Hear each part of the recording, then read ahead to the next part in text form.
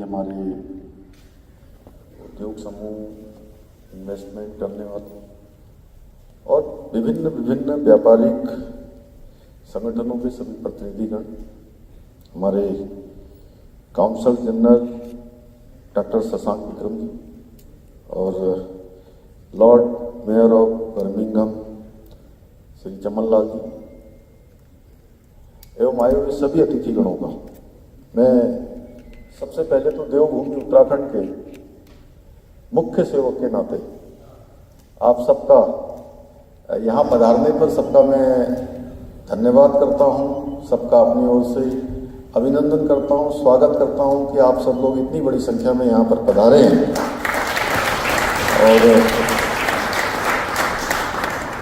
यहाँ बर्मिंघम शहर जो कि एक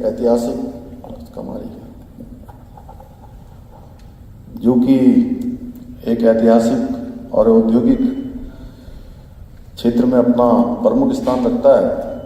और मैं सच बताऊं तो आज तीसरा दिन मुझे यहाँ हो गया है और 3 दिनों में जिस प्रकार से यहाँ पर हमारे अप्रवासी भारतीयों के द्वारा, अप्रवासी उत्तराखंड के लोगों के द्वारा अनेक प्रकार से, जैसे हम लोग एयरपोर्ट से यहाँ पहुँचे, उनके द्वारा जिस प्रकार से, जिस आत्मीय भाव से यहाँ हमारा स्वागत किया गया, जिस प्रकार से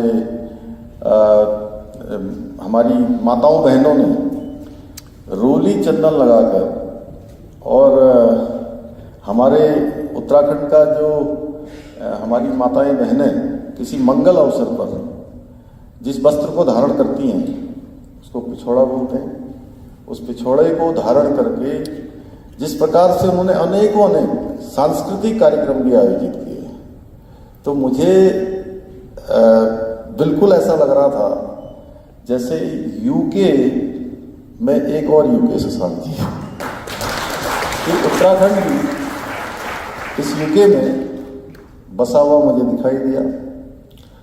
यहाँ मुझे बताया गया कि यही पासी में स्वामीनारायण जी का मंदिर भी है, गीता भवन भी यहाँ बना हुआ है। निश्चित रूप से ये बताता है कि हमारे लोग जो आज इतने दूर आकर, जिन्होंने अपनी मेहनत से, अपनी प्रतिभा से, अपनी क्षमता से एक स्थान बनाया है, लेकिन वो सारे के सारे अपनी जो जड़ें हैं, जो उनकी रूट्स हैं, उन रूट्स से जुड़े हुए हैं। आप सब जानते हैं देवभूमि उत्तराखंड जो कि हिमालय की गोद में बसा हुआ राज्य है, जहाँ गंगा जी, यमुना जी, सरयू, गोमती, अनेकों नदियाँ, शारदा, महाकाली, अनेक नदियों का उद्गम देवभूमि उत्तराखंड से होता है। जहाँ बाबा केदार, पूरी दुनिया जानती बाबा केदार, हमारे प्रधानमंत्री जी भी बाबा केदार के अनन्य भक्त हैं, माननीय मोदी जी। और आप सबको मैं एक वाकया बताना चाहता हूँ कि 2013 में बहुत बड़ी आपदा उत्तराखंड के अंदर आई थी और वो जो स्थान है बाबा केदार का, वो पूरी तरह से क्षतिग्रस्त हो गया था।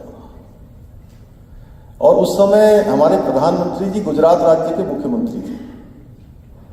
वो वहां पर निर्माण करना चाहते थे, लेकिन दूसरी सरकार थी, तो उस समय उनको तत्काल रूप से निर्माण कार्य वो नहीं कर पाए। लेकिन 1 साल के बाद ही जनरल इलेक्शन हुआ और बाबा केदार ने अपने भक्त को बाबा केदार के पुनर्निर्माण का कार्य उनको सौंप दिया। और आज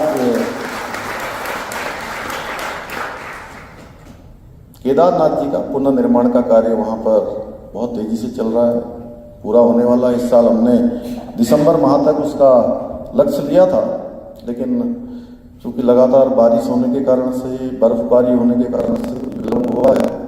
लेकिन फिर भी आने वाले समय में वहाँ रोपवे का भी शिलान्यास हो गया है। कभी आप सब लोग उत्तराखंड आएंगे, या मैं जानता हूँ बहुत सारे लोग मेरे आज यहाँ पर परिचित भी हैं, कुछ हमारे विद्यार्थी जीवन के भी मित्रगण यहाँ मिल रहे हैं, और बहुत सारे लोग जो उत्तराखंड के हैं या भारत में आते जाते रहे हैं या जिनकी रूट्स हैं, तो बाबा केदार की महिमा के बारे में हर कोई जानता है।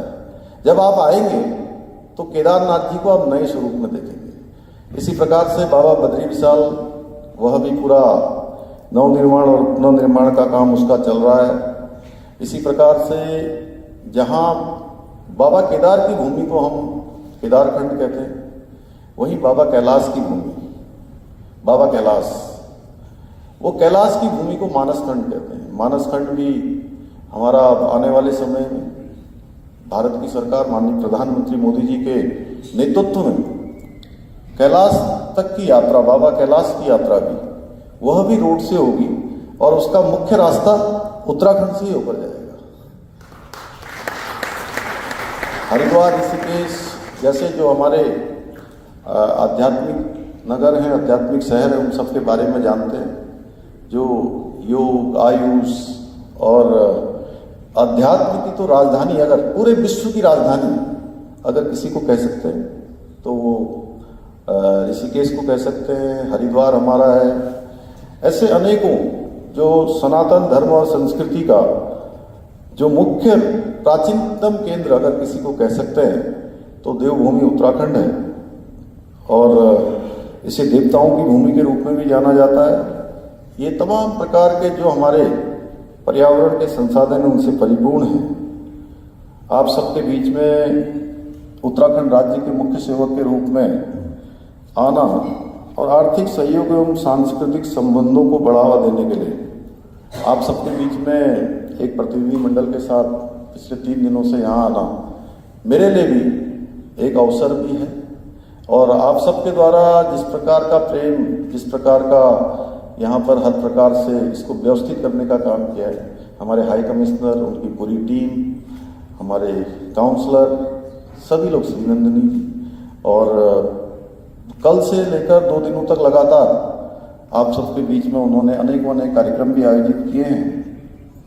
और मैं कह सकता हूँ कि पिछले दिनों भारत में जो G20 की अध्यक्षता भारत को मिली हमारे प्रधानमंत्री मोदी जी की लीडरशिप में, उसने नए आयाम स्थापित किए हैं और विश्व स्तर के सभी देशों के बीच, खासतौर से ब्रिटेन और भारत के बीच अनेक संबंधों में और प्रगाढ़ता आई है और मजबूती आई है। और पूरे विश्व ने भारत की सामर्थ्य को भी देखा है, भारत के पोटेंशियल को देखा है, पूरे भारत की संस्कृति को देखा है कि आज भारत किस प्रकार से 200 से ज़्यादा कार्यक्रम G20 के, पहले कुछ एक ही जगह पर ये कार्यक्रम होते थे, दिल्ली में हो जाते थे, बम्बई में हो जाते थे या बेंगलोर में हो जाते थे, कुछ एक और बड़े शहरों में हो जाते थे। लेकिन इस बार का G20 अपने आप में अलग था, जो भारत के छोटे छोटे शहरों में G20 की 200 से ज़्यादा बैठकें हुई और इतनी शानदार हुई कि मैं बताऊं, रामनगर में हमने PSA लेवल की पहली बैठक हमने रामनगर उत्तराखंड में हुई। मशहूर शिकारी जिम कॉर्बेट के नाम से जिस रामनगर को कॉर्बेट को जाना जाता है, उस कॉर्बेट में इतना शानदार अनुभव लेकर वहाँ के लोग गए। और ब्राज़ील के लोग मुझे स्पेशली मिलने आए और बोले कि अब इसके बाद नेक्स्ट जो G20 की समिट होनी है वो ब्राज़ील में होनी है। तो बोले आपने तो हमारे लिए बहुत बड़ा बेंचमार्क सेट कर दिया, हम कैसे कर पाएंगे इतना अच्छा। और 1 महीने के अंतराल में हम लोगों ने उत्तराखंड में भी हुआ और उत्तराखंड जैसे अनेकों शहरों में ये कार्यक्रम हुए। और जिस प्रकार के उस G20 समिट में जो आउटकम आए वो आप सब लोगों को पता है, 112 आउटकम आए। दिल्ली घोषणा पत्र जिसमें कि कुछ कठिन मुद्दे थे, उलझे हुए मामले थे, उन सभी पर काम हुआ है। तो निश्चित रूप से ये हमारे देश के प्रधानमंत्री आदरणीय मोदी जी का जो नेतृत्व है, आज कहीं ना कहीं पूरे विश्व में उनके नेतृत्व को एक तरह से स्थायित्व मिला है, एक्सेप्टेंस मिली है पूरे विश्व में, क्योंकि भारत की तरफ से हमेशा अपने हितों की बात किसी के नुकसान पर कभी नहीं गई और वसुधैव कुटुंबकम की बात जो हमेशा से हम कहते आए कि संस्कृति को हम मानते आए, आज पूरा विश्व उस दिशा में चल पड़ा है। चाहे कोरोना महामारी का समय हो, वो भी हम लोगों ने देखा कि वैक्सीन जिस समय देश को नहीं मिल रही थी लोगों को, अपने ही देश में लोग नहीं दे पा रहे थे, उस समय हमारे देश की सरकार ने माननीय प्रधानमंत्री जी की लीडरशिप में, मोदी जी की लीडरशिप में दुनिया के दूसरे देशों को भी वैक्सीन देने का काम किया। और आज ये एक सुखद संयोग है कि मैं यहाँ पर हूँ, तो यहाँ जो उत्तराखंड की जैसी भौगोलिक और जलवायु दोनों ही परिस्थितियाँ एक दूसरे से जोड़ने का काम करती है। ब्रिटेन में भारतीय मूल के लगभग 1.5 मिलियन लोग यहाँ पर काम करते हैं, जो वित्त व्यवसाय से लेकर कला और संस्कृति तक ब्रिटिश अर्थव्यवस्था में कहीं न कहीं यहाँ की व्यवस्था को चलाने में अपना योगदान देते हैं। मुझे ये बताते हुए प्रसन्नता है कि उत्तराखंड राज्य से भारतीय मूल के बड़ी संख्या में यहाँ ब्रिटेन, इसके आसपास लोग रहते हैं। जब मैं यहाँ पहुँचा था शशांक जी मेयर साहब, तो बड़ी संख्या में एयरपोर्ट पर आए थे उत्तराखंड के लोग, और उसके बाद रात को भी बड़ी संख्या में उन्होंने कई सैकड़ों की संख्या में, और यहाँ के लिए मुझे लग रहा था कि जैसे मैं यूनाइटेड किंगडम में नहीं हूँ बल्कि अपने उत्तराखंड में हूँ। इस प्रकार का उन्होंने जो है यहाँ पर आत्मीय स्वागत किया। भाइयों बहनों, ब्रिटेन भारत में सबसे बड़ा छठा निवेशक देश है और ब्रिटेन की 600 से अधिक वाणिज्यिक इकाइयाँ कार्यरत हैं, जिनका संयुक्त कारोबार $50 बिलियन है। इन इकाइयों के माध्यम से लगभग 4,75,000 लोगों को सीधे सीधे रोजगार प्राप्त हो रहा है। भारत में शिक्षा, retail, consumer goods, life sciences, स्वास्थ्य सेवाएं, बुनियादी ढांचे वो क्षेत्र जिनमें ब्रिटेन द्वारा निवेश किया गया है। वर्तमान में ब्रिटेन द्वारा भारत में ऊर्जा, परिवहन, इंफ्रास्ट्रक्चर, दूरसंचार जैसी ढांचागत परियोजनाओं में निजी निवेश को आकर्षित करने के लिए पीपीपी मॉडल पर भी कार्य किया जा रहा है। मुझे ये बताते हुए हर्ष हो रहा है कि भारत ब्रिटेन में दूसरा सबसे बड़ा फॉरेन डायरेक्ट इन्वेस्टमेंट करने वाला देश है। और आप सब जानते हैं कि पिछले 9 सालों में हमारे देश के विजनरी लीडर आदरणीय प्रधानमंत्री मोदी जी के नेतृत्व में भारत की जो तस्वीर बदली है, और मैं कल यहाँ बहुत सारे गणमान्य लोगों से 2 दिनों में मिला हूँ। यहाँ के संसद के सदस्यों के साथ भी मिला हूँ, बिल मौर्य जी के साथ भी संसद भवन के अंदर भी कल गया, उनसे चर्चा भी हुई। तो हर कोई इस बात को मानता है कि जो एक गैप दुनिया के विकसित देशों के बीच में और भारत के बीच में था, वो धीरे धीरे कम हो गया। धीरे धीरे आज अच्छी व्यवस्थाएं हो गई। मैं कह रहा था, अगर आप में से कोई इन दिनों दिल्ली आया होगा तो उसने दिल्ली अगर देखा होगा तो वहाँ का नज़ारा ही कुछ और था। शशांक जी उसकी फोटो वगैरह मंगवा के दिखवा दीजिएगा सब लोगों को, है चलवाइएगा उसको। तो वो अपने आप में अद्भुत था। और चाहे आज शिक्षा का क्षेत्र हो, स्वास्थ्य का क्षेत्र हो, बुनियादी ढांचे का विकास का क्षेत्र हो, विज्ञान का क्षेत्र हो, वैक्सीनेशन या दवा उत्पादन का क्षेत्र हो, हर क्षेत्र में आज भारत बहुत तेजी से आगे बढ़ रहा है। कोरोना काल में जिस प्रकार से वैक्सीन का सफल वैक्सीन बनाने का काम हुआ, अभी आप सब लोगों ने देखा जिस प्रकार से चंद्रयान, भारत का चंद्रयान दक्षिणी ध्रुव पर जाकर स्थापित हो गया, आदित्ययान भी हमारा लॉन्च हो गया। और हमने निश्चित रूप से ये साबित किया है कि नया भारत कहीं ना कहीं अब विश्व को नेतृत्व देने की दिशा में आगे बढ़ रहा है। हमारे प्रधानमंत्री आदरणीय मोदी जी के नेतृत्व में आज स्वर्णिम कालखंड भारत की सांस्कृतिक चेतना हो, आध्यात्मिक चेतना हो, उन दोनों ही दिशाओं में तेजी से आगे बढ़ रहा है। क्योंकि हमारे प्रधानमंत्री आदरणीय मोदी जी के रूप में हमें एक साहसी, दूरदर्शी और न्यायप्रिय नेतृत्व प्राप्त हुआ है, आज विश्व के सामने भी जो समस्याएं हैं उनके समाधान के लिए भी विश्व शक्तियां कहीं न कहीं भारत की ओर देख रही है। रूस यूक्रेन युद्ध के समय में हम सब लोगों ने देखा कि भारत के 25,000 के लगभग बच्चे स्टूडेंट जो यूक्रेन में फंस गए थे, उनको रूस और यूक्रेन दोनों ही देशों से बात करने के बाद, युद्ध विराम करवाने के बाद सारे स्टूडेंट्स को बाहर निकालने का काम हमारे प्रधानमंत्री जी के नेतृत्व में हुआ और सारे बच्चे बहुत आसानी से घर पहुंच पाए। आज समस्या चाहे आतंकवाद की हो, महामारी के रूप में हो, राष्ट्रों के बीच में होने वाला विवाद हो या युद्ध से संबंधित हो, आज एक भारतीय है जिसके विचारों को प्रत्येक पक्ष सुन भी रहा है और उस पर अमल भी कर रहा है।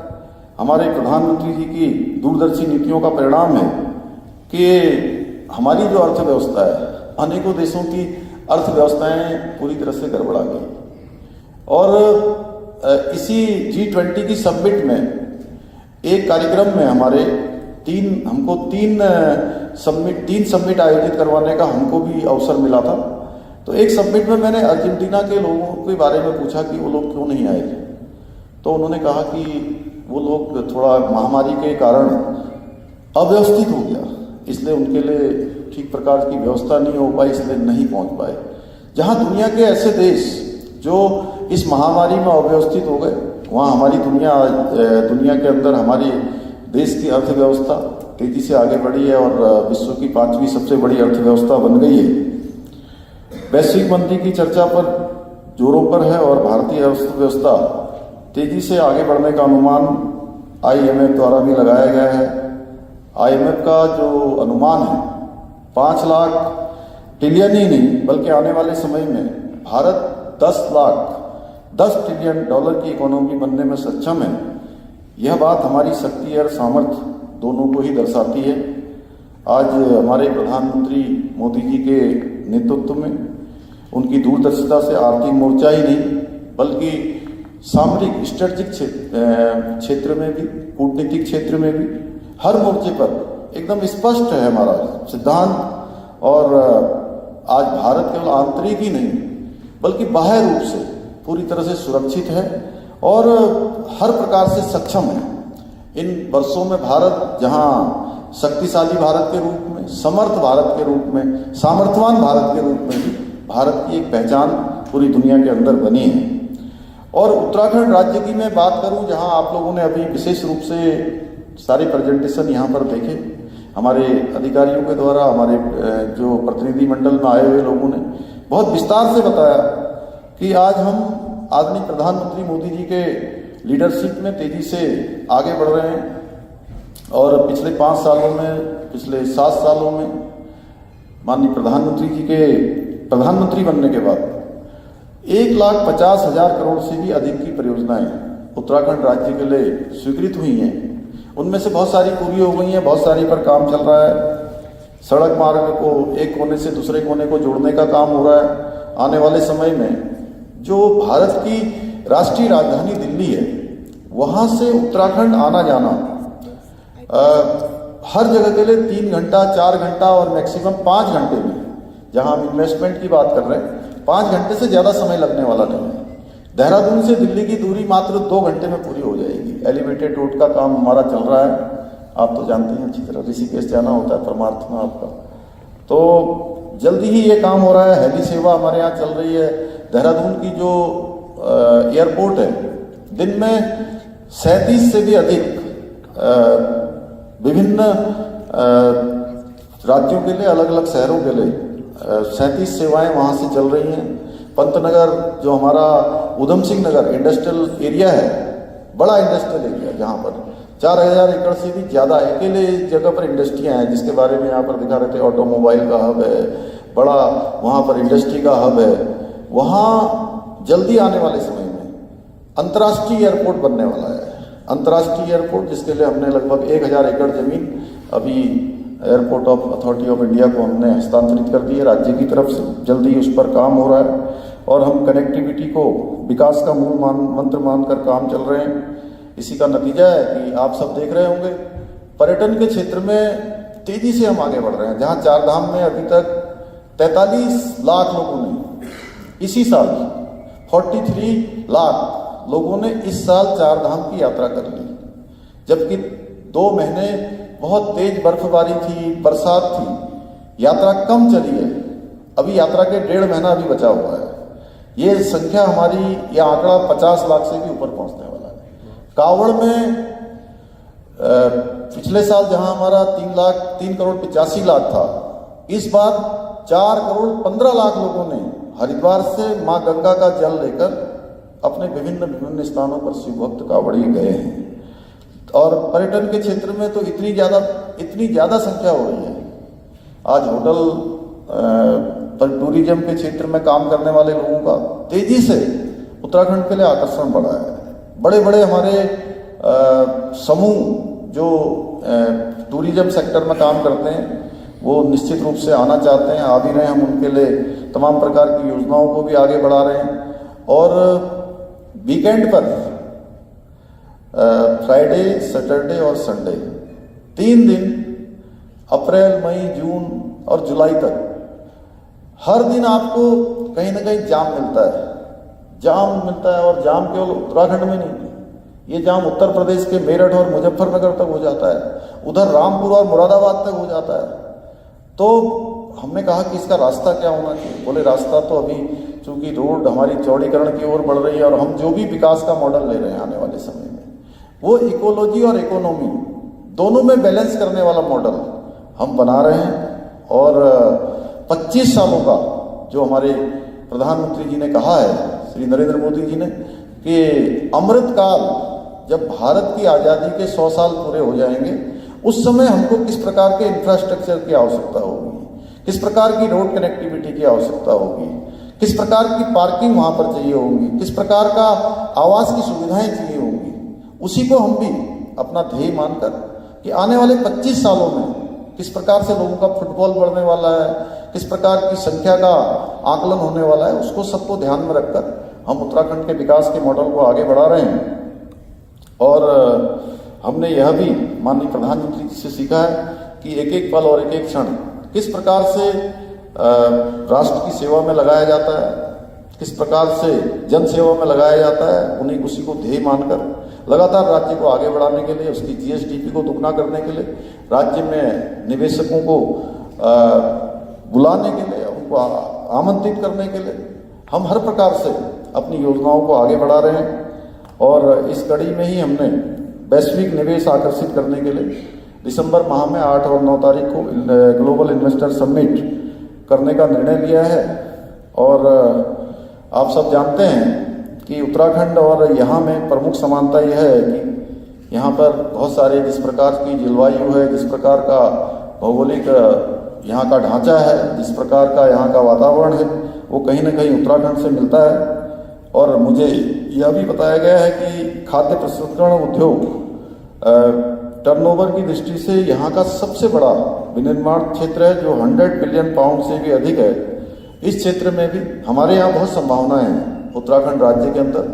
आप सभी को मैं आमंत्रित करता हूँ और आप सभी को बताना चाहता हूँ कि उत्तराखंड राज्य प्रगतिशील औद्योगिक प्रोत्साहन नीतियों के कारण आज भारत में कहीं अपनी एक अलग पहचान बना चुका है, जिसके बारे में हमारे डीजी इंडस्ट्री ने बहुत डिटेल में आप सबके सामने सारी बातें रखी हैं। तो मैं आज इस अवसर पर बहुत ज़्यादा न कहते हुए आप सबसे यही कहना चाहता हूँ कि हमारे राज्य उत्तराखंड में औद्योगिक क्यों वहाँ पर निवेश करें, क्यों आप इंडस्ट्री लगाएं।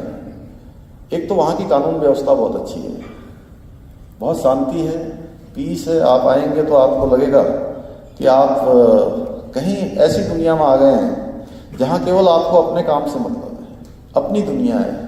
एक अलग प्रकार का प्राकृतिक वातावरण है, नदियों से, वनों से, देवों से, पर्वतों से आच्छादित देवभूमि है। और उद्योगों के लिए एक अनुकूल वातावरण वहाँ पर है। विद्युत की दरें भी भारत के सभी राज्यों से कम उत्तराखंड के अंदर है। हिमालय क्षेत्र में होने के कारण से जलवायु से संबंधित ऑर्गेनिक कृषि के लिए भी बहुत ही वो अनुकूल क्षेत्र है। खाद्य प्रसंस्करण उद्योगों की स्थापना के लिए भी बेहतर वातावरण प्रदान करने के लिए हम विभिन्न प्रकार की नीतियाँ, योजनाएं और तमाम प्रकार की जो सुविधाएं हैं उनको उपलब्ध करा रहे हैं। वर्तमान में अभी 2 मेगा फूड पार्क एवं 4 फूड क्लस्टर हमने बनाए हैं जो पूरी क्षमता के साथ आज राज्य के अंदर काम कर रहे हैं। अरोमा पार्क भी हमने भारत का पहला काशीपुर में अभी उसका भी शिलान्यास कर दिया है। Britannia industry, Nestle industry limited, PepsiCo, KLA India सहित बहुत सारी बहुराष्ट्रीय कंपनियां $400 मिलियन से भी अधिक का इन्होंने राज्य के अंदर निवेश किया है। हमारे यहाँ की भौगोलिक परिस्थितियाँ, जलवायु, विभिन्न प्रजातियों की औषधि एवं सघन पादपों के उत्पादन के लिए भी अनुकूल है, जिस कारण यह उत्पादकों एवं आज प्रसंस्करणकर्ताओं के लिए आकर्षण एवं निवेश का प्रमुख क्षेत्र भी है। हमारा प्रदेश प्रौद्योगिकी, साइंस एंड टेक्नोलॉजी, नवाचार के क्षेत्र में भारत में अपनी एक विशिष्ट पहचान बनाने में सफल रहा है और यहाँ की जो टेक्नोलॉजी है वह भी एक विश्व शक्ति है। इसलिए आप सबके जो अनुभव हैं वो हमारे लिए बहुत ही महत्वपूर्ण होंगे। हेल्थ केयर एवं लाइफ साइंस के क्षेत्र में भी आप यहाँ पर बहुत अच्छा काम हो रहा है। हमारे प्रदेश के भारत के फार्मा हब के रूप में विकसित किए गए क्षेत्रों में से एक है। राज्य में 3 फार्मा क्लस्टर हैं जिनमें से 300 से अधिक उद्योग कार्य कर रहे हैं। इस क्षेत्र में भी आप सब लोग वहाँ पर आगे काम करने के बारे में विचार कर सकते हैं। रियल एस्टेट बाजार आवासीय विकास से लेकर वाणिज्यिक अवस्थापना तक विविध अवसर प्रदान करता है। लंदन एवं मैनचेस्टर जैसे शहर इसके बेहतर उदाहरण हैं।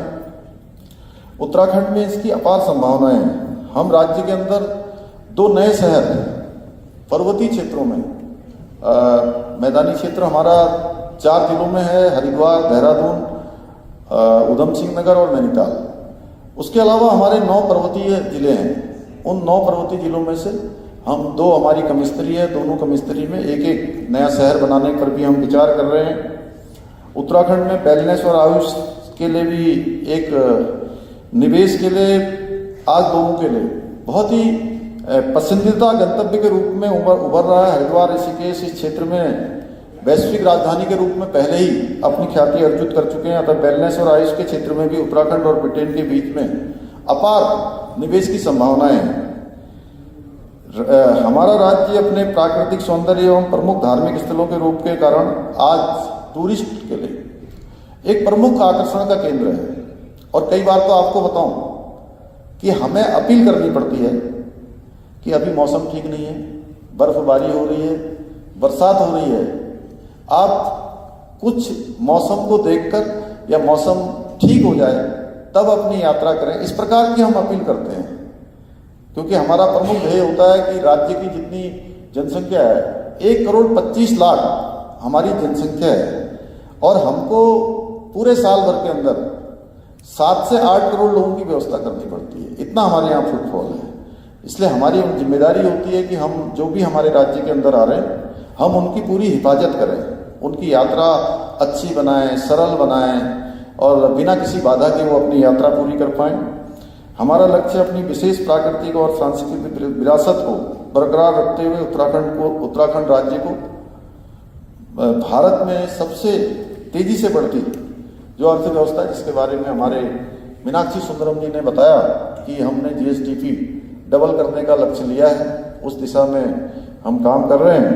मैं यहाँ पर मौजूद सभी निवेशकों तथा सभी गेस्ट अतिथियों से सबसे अनुरोध करना चाहूँगा कि अंतहीन अवसरों की खोज के लिए उत्तराखंड ग्लोबल इन्वेस्टर समिट 2023 में आप देहरादून आकर अवश्य प्रतिभाग करें।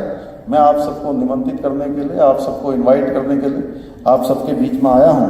अंत में एक बार आप सब लोगों ने इतनी व्यस्तता के बीच इतनी बड़ी संख्या में आप सब लोग यहाँ आए, मैं आप सबका फिर से दिल से हृदय से आप सबका आभार प्रकट करता हूँ और बस यही कहूँगा, आइए उत्तराखंड में आप सभी का स्वागत है। आइए आप सभी का मैं देहरादून में भी स्वागत करूँगा। बहुत बहुत धन्यवाद।